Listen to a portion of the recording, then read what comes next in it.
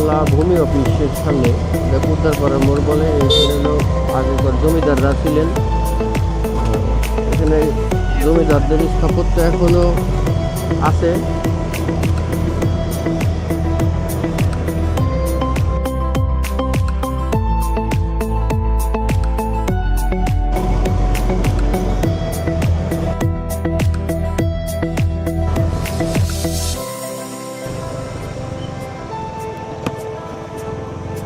অন্য একটা সময় এসে আমরা ভিন্ন একটা ব্লগে এটা দেখাবো।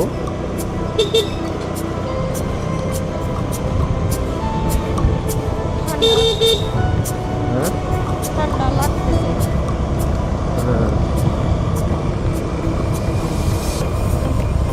এখন পদ্মায় যাইতে হলে জিটকা বাজারের উপর দিয়ে যাইতে হবে। আমরা জিটকা বাজারের উদ্দেশ্যে রওনা হচ্ছি।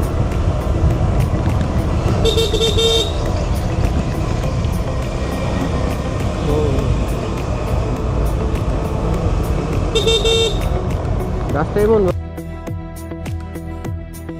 করে আছে যদি একটা বড় গাড়িটার রাত্রেবেলায় গেলে তো সাথে লাগিয়ে শেষ। ফুটবল খেলার মাঠ দেখো, পরিচর্যা না থাকলে এলাকার বাচ্চা কাচ্চারা মনে খেলাধুলা বাদ দিয়ে দিচ্ছে, কেউ খেলে না। মাঠ কেন এরকম প্রতীক করে থাকে? এটাই হলো ডিজিটাল যুগের একটা ব্যাক ইফেক্ট। খেলার মাঠ আছে অথচ খেলোয়াড় নাই, কারণ সবাই মোবাইল নিয়ে ব্যস্ত।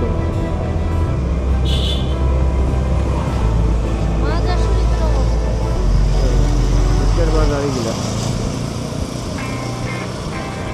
শরীফ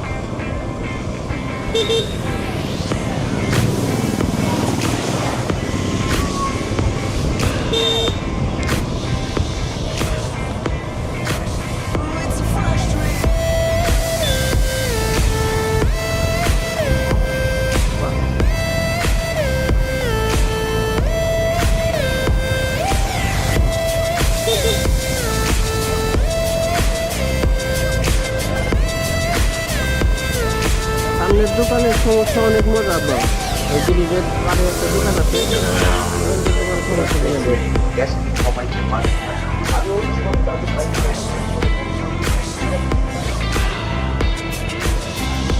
বন্ধ করো।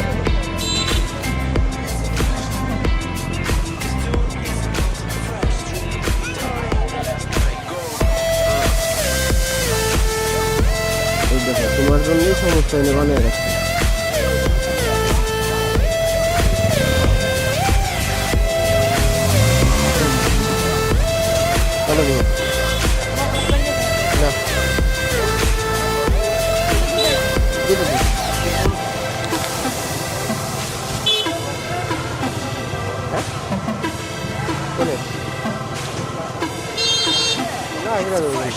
খাবার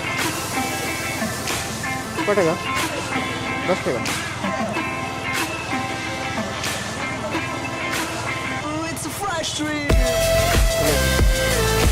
আর নেবো আর নেবো 10 কেজি করবে।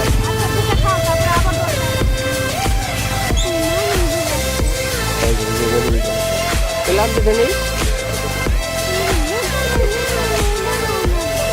10টা নিয়ে কী করবো? আমি তো বাড়িতে দিতে থাকবো না, আমি যে পদ্মার পরে যাবো ওই দাঁড়াই দিয়ে রেখে যায়।